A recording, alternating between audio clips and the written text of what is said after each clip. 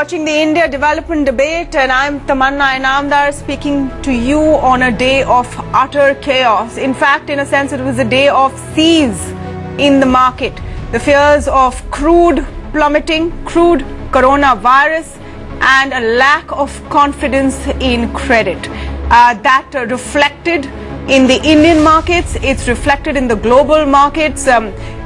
You know, the words to describe it really have run short. Call it a carnage, call it a bloodbath on the Lal Street. Now we're seeing it on the Dow Jones. Dow Jones, in fact, at 6% on open, had to suspend trade for 15 minutes before going on again, still about 6% weak. So let's look at the big picture here. What is roiling the markets right now? One is coronavirus, the confirmed cases of which in India has now touched 45, but you know, here we're relatively okay compared to the rest of the world. There haven't been any deaths yet. The other is the collapse of crude. So on the 6th of March, the collapse of a deal at the OPEC meeting took markets further down south. It's essentially a fight going on between Russia and Saudi Arabia, with Russia refusing to play ball on dropping crude production. It's seeming, on the other hand, that coronavirus is also going to impact the demand for crude as the economy seems like it will slow down. So we have all these global factors, but you know, we have concerns of our own as well. And one of the big one of them is, of course, Yes Bank and the mess with Yes Bank, concerns about what's going to happen in the banking sector and in the financial markets overall. So we've seen all of that happening through the day. We've seen US markets react poorly right now, but we've also seen many claim that a drop in crude price is going to be good for certain economies, whether it's the US or even India. So let's get a clear picture, because there are a lot of worried people out there today, whether you're investors in markets or not, whether you're investors and putting money in deposits, people are worried, and generally people are worried about the coronavirus. So let's try and assuage some fears and get a clear picture of what's going on in the world right now. Helping me do that this evening on this very special edition of the India Development Debate is Akhil Berry, analyst South Asia with the Eurasia Group, Jamil Ahmad, the Global Head, Currency Strategy and Market Research, Forex Time UK, and of course A. Balasubramanian, CEO, Aditya Birla Sun Life AMC. Welcome to all of you, and thank you so much for speaking with us. Okay, let me get your sense right now what we're seeing, especially as markets, you know, have shown how vulnerable they can be. It's continuing in the US markets right now. We saw it in the Indian markets earlier today. Do you see this as mostly crude fears and the fears of this fight taking over corona fears? Sure. Well, first off, thanks so much for having me on today. So what we're seeing is kind of a broad-based response to multiple crises all at once. So it wasn't just one issue happening. So first you had the coronavirus fears. Then you had the crude oil dispute between Saudi Arabia and Russia, and now the further escalation of a price war between the two countries. So kind of you've got these two big, broader issues, and followed by policy missteps, which are really roiling markets. And so we've seen the circuit breaker be hit in the US with trading suspended for 15 minutes, amidst concerns that while yes, a drop in crude oil prices may be good for certain economies, but at the same time, given the coronavirus fears, the demand that would normally be associated with an oil price shock may not emerge. So that's the key problem at the end of it, isn't it? If I had to find something to connect all three, it would be a fear of a drop in demand, a global slowdown, so to speak. And Mr. Balasubramanian, let me come to you on that, because, you know, I want your perspective on what we've seen in the Indian markets. Of course, we have our own issues, but we're so connected to what's happening in the world right now. Did you see what was happening in the Lal Street today as more of a reaction to the Yes Bank mess? I think corona is a little behind us, or is it worries about crude and demand overall? I think if you look at India, it's been in a uniquely positioned. Yeah, we had our own crisis that we have to deal with for the last almost 6 to 9 months period. One is the domestic slowdown. Was one of the reasons that we saw Indian markets were a bit on the edge. And of course, Yes Bank was an issue last year when they announced for a moratorium. The entire financial space, which has been doing pretty well, had to take some kind of beating. and create some kind of uncertainty. Of course, it also kills the uncertainty because one, you keep it hanging for too long, or find a solution which the government of India did a very good job of finding a solution. I think fixing the solution as well, probably next few weeks, next few days. We're waiting for the solution. Exactly. We have the beginning of a direction to where the solution could be. Exactly. Of course, I think it seems to be falling in place. Yeah. But having said that, but nobody expected the crude prices to drop in such a manner in the last few days.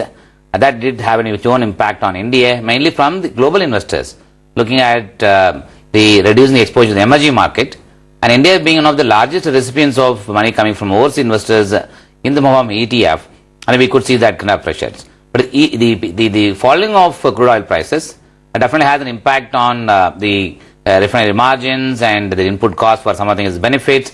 Of course, some doesn't benefit. Therefore, the market actually is reacted very quickly on the basis of this yesterday's fall in the UAE market. And of course, looking at Dow Jones, which I think the earlier speaker mentioned about, the Dow Jones hit the lower circuit. It was reflecting the future, therefore India got impacted. But having said that, from Indian market point of view, when oil price being at $30, let us assuming that is going to stay for at the current level about $30 to $40 for a longer period of time, naturally it of course benefits India being one of the largest importer of oil. It will have some kind of positive rub-off impact on currency, on the balance of payment. Yeah, as well as on interest rates. I'm going to come to that. I'm going to come to that. Does India benefit from low crude? Because that theory is doing the rounds today, and we'll come to that in just a bit. But Jamil, I first want to get your take on what we've really been seeing with crude and its long-standing impact, its outlook. Is this really the fear of a long battle between two very powerful men on both sides, Putin on one side and MBS on the other, because that's where it's all started out from, right? Thank you so much. I look at it from this perspective. Global investment sentiment was already looking last week and over the past couple of weeks like a sinking ship. Now, what this powerful battle between two very, very extremely powerful leaders, powerful countries has done is push that ship overboard, which is why we've seen so much great selling across global asset classes today.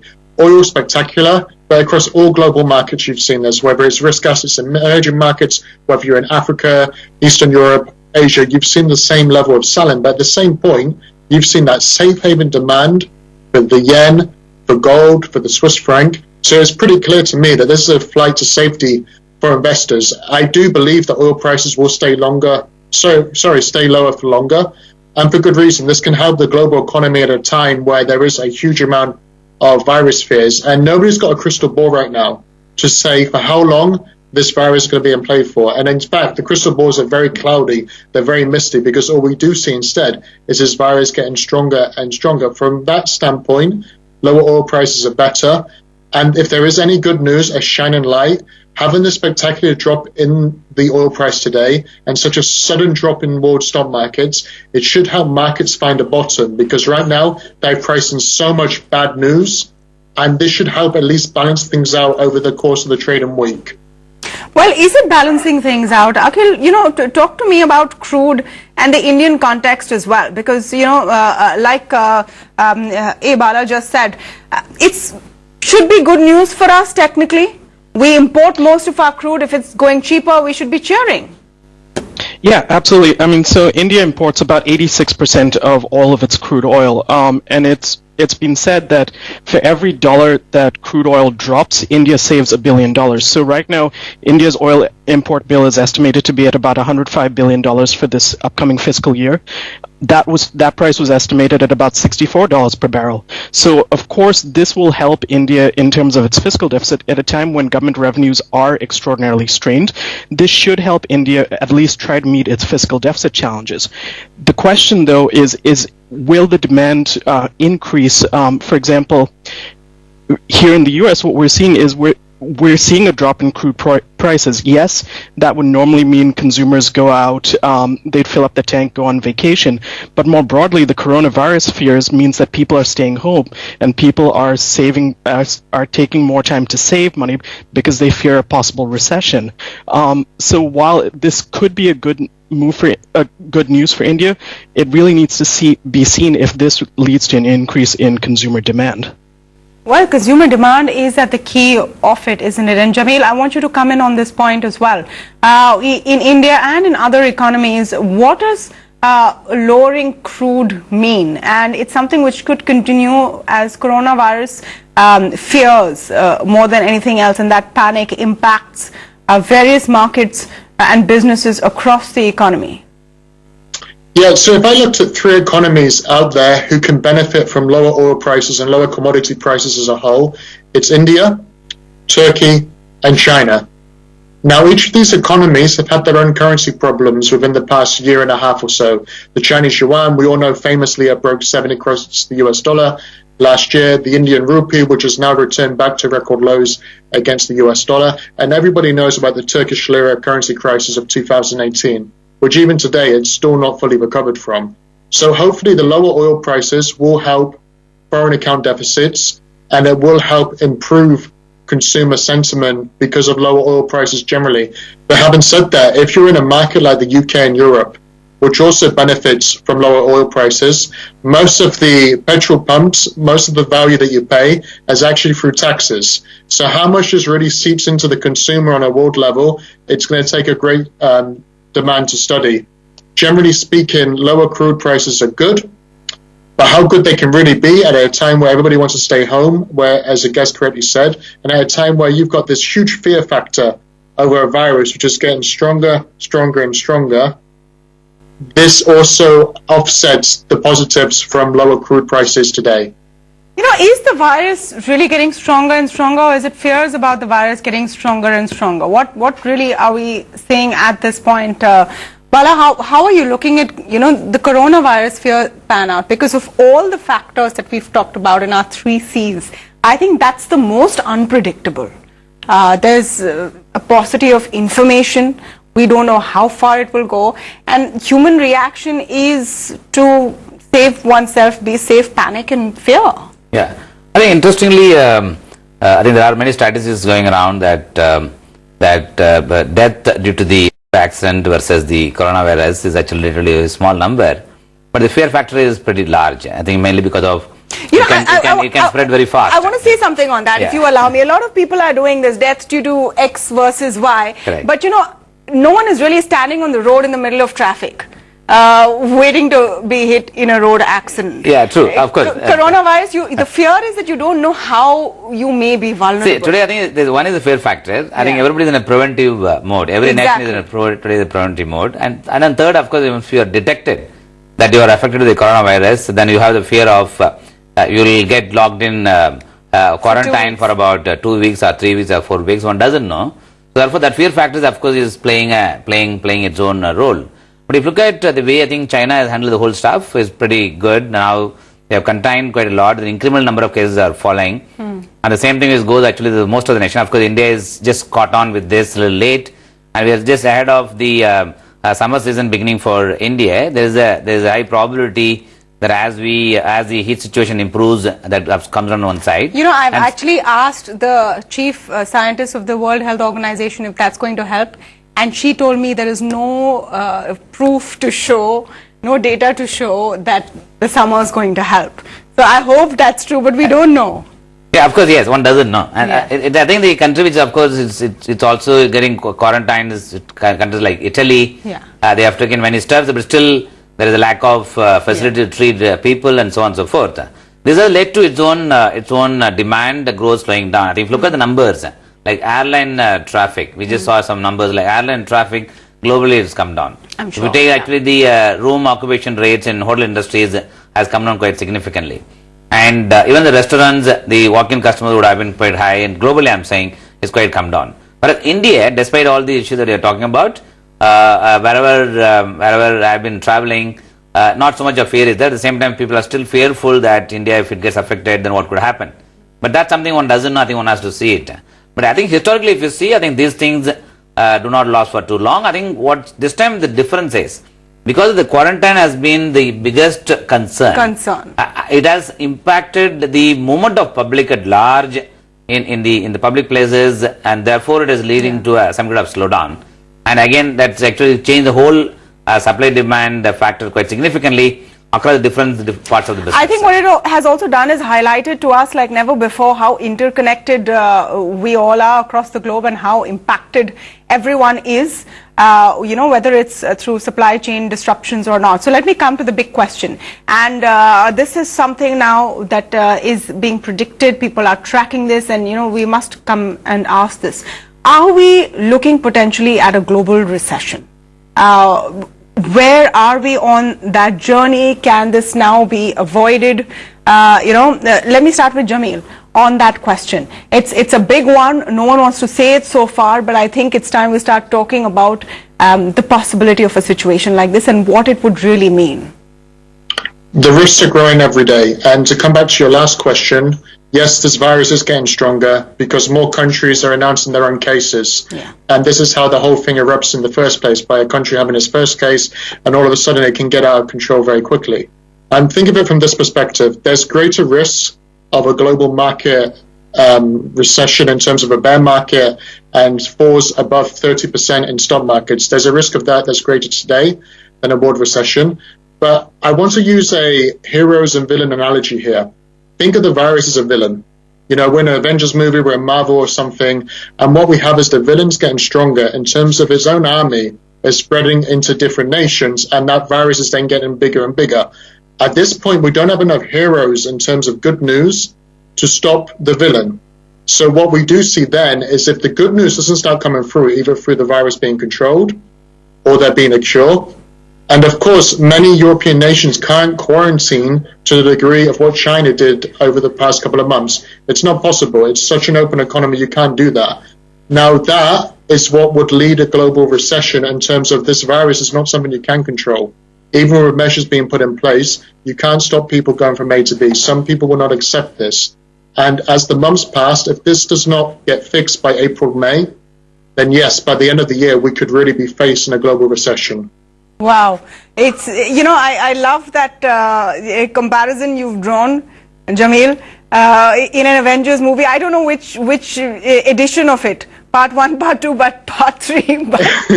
But you've set a deadline. You've set a deadline that things have to look up by May. And, coronavirus receding is factor number 1. Akhil, you want to weigh in on that? Are we potentially staring at a global recession? So one of Eurasia Group's top risks this year was the great decoupling, the disentanglement of the U.S. and Chinese supply chains. I think what we're going to see here is a speeding up of that process as kind of the world realizes how exposed it is to China and how much of an impact a situation like coronavirus has on the ability for companies to function. I think in India more broadly we see the effect in the pharmaceutical industry, the automobile industry, even the tourism industry. So these are all challenging situations, and so of course, like as the coronavirus situation continues to spiral, as more fears about travel, about the ability of companies to access products in their supply chain, consumers staying home, this does have the signs of recession, but of course there are other factors at play. What the slight silver lining I'm looking at is that people have stopped talking about India's slowdown, because in comparison, other problems now seem so much huger. I think the reason is also especially the last 6-7 months, Indian government has been doing a few things to get the economy back on track, and they have been taking multiple steps, right from tax cuts and so on and so forth. Yeah. We have to wait and see if it's working. You have to wait and see. Yeah. Even the recent last week in the form of cleaning up the financial systems and finding a resolution for S-Bank is something is again in those directions. And having said that, I think one of the things that I think earlier question you talked about the global recessions, something which is not still seen, that credit market globally is pretty big. Even US is $1 trillion, US about $3 or $4 trillion market in the junk bond market. And the way I think the oil prices dropped, the way the commodity prices dropped, there is a high probability that you will see the credit spreads beginning to widen. And if that happens, and despite the liquidity being good, and the central bankers may actually choose to cut the rates further and boost the sentiment, and the demand destruction that has happened thanks to the coronavirus probably can lead to not just recessions, it also actually credit blowing out could happen. So I think one has to just look at all such indicators as to how these things will play So out what's as we the move silver forward. lining for us? What's the silver lining for the Indian economy? You spoke a little while about crude prices falling, but I want to remind you that we had a similar situation 5 to 6 years ago. Yes. And it didn't really trickle down either to people at a retail level, so where their consumption would go up, Correct. or it would help their pockets. The government did have a nice little bounty, but it's not really seen us through so far. So what do you expect to happen this time round? I think the silver lining, of course, naturally the benefit of oil cannot be underestimated from India point of view. Because we are the large consumer of oil. The benefit that can accrue, not just only on the current account deficit as well as on fiscal deficit, the benefit that can accrue to the consumer at large, I think is leaving a lot of money on the hands of people because their expenditures on crude oil prices go down. But it has to be passed on. Of course, it has to be passed on. I'm sure with the pass-through mechanism the government of India has kept, some of course they will give it to consumers, some of course they will keep it for themselves, some they will give it for the oil marketing companies and so on and so forth. I think it could be made as a win-win situation for everybody. That's one. Second is the government of India has put a few of those companies for strategic sale. And these strategic sales, of course, will happen this year, especially BP, HPCL. In this market, are you as optimistic in looking at the situation of the market only the right now? best way the global oil producing companies can create a hedge for themselves, not by not investing somewhere else. I think by investing somewhere else, they create a hedge for themselves, whether it is Aramco or Rosneft. By investing in India and the BPCL is actually giving access to the large market, you are creating a hedge for yourself. Therefore, the likelihood of getting a better price for BPCL, I think would be a lot better through the strategic sales. That's one. And third, of course, we are just coming out of the harvest season. This year, thanks to the good monsoon, the rural economy is just beginning to pick up. And because of good harvest season, so that will also lead to some bit of money in the hands of people at the rural economy. We can give some kind of kickstart. The last, of course, not the least, the government of India is just not stopping actually in terms of the structural reforms. They are even looking at the reforms around the automobile sectors. Just looking at deeply in terms of what could drive the demand back in the automobile sectors. Is it the introduction of EV or stopping the introduction of EV? It's not that. It's about more for creating some kind of scrapping policy. They have been debating for quite some time. Yeah. That they come out with a scrapping policy as quickly as possible and give some kind of boost actually for the consumers with interest rates coming down. It can actually act as a silver lining for India. Well, it's a silver lining that we are hoping to see. Of So course, far. the very fact that the government of India has been reacting with reasonably good speed, Yes. I would assume that government will take few steps. Because a great Godson opportunity, I would say, with the oil price dropping, Yeah. it's a great Godson opportunity for India to quickly come back on not faster growth, but at least come back on track and beginning to actually let growing on me let me just get Jamil on that. Jamil, what do you think we need to do to make sure we make the most of this crude bonanza? I think the benefit would actually come through corporations investing, because you correctly put it, the average person on the street generally does not see the lower oil prices, but for a corporation that's importing a huge amount of a commodity, there can be a benefit there. So hopefully that corporation hypothetically then invests in recruiting new staff, training staff and so on, and it helps the consumer from that perspective. Generally speaking, elsewhere, what could help India, and I know this will be a controversial thing to say, is another drop in interest rates. Because if you look at where global central bank policy is heading, there is a coordinated move where it might not all be the same day or the same week. All central banks are hinting at another major move of monetary easing, which in short means lower interest rates. So to be more competitive on that field, lower interest rates is something that can be considered if, as your guest says, that the economy wants to rebuild growth on a gradual basis. This could also help India in this current circumstance, because nobody has a crystal ball. Nobody can see until the data really comes through what impact this virus will have in India, the same way you can't say about Singapore or another South Asian country. But what we can see is the Chinese data already has been terrible, and this virus is no longer a Chinese problem. It's a problem for many, many countries across the world. It has only just entered Europe and the United States over the past 2 weeks. Yeah. So this domino impact is going to be felt through for the next couple of months at least. You've only seen China so far. More's to come. Absolutely. We'll have to wait and see where this actually goes. Are we going to head towards a global recession? Are we going to see a silver lining, at least in the Indian context? These are all questions where no one has a crystal ball, but everyone can make educated guesses and estimates. I want to thank all of you for joining us on the show. I'm going to take a very short break. On the other side, we're talking Yes Bank. I will be speaking with Prashant Kumar, the man in charge of turning around Yes Bank. We'll also talk about how likely a revival is in the beleaguered bank. But before I go into the break, I just want to play out for you a slice of this conversation with a big name from the market, Prashant Jain, from earlier today, and his view on where the markets are heading.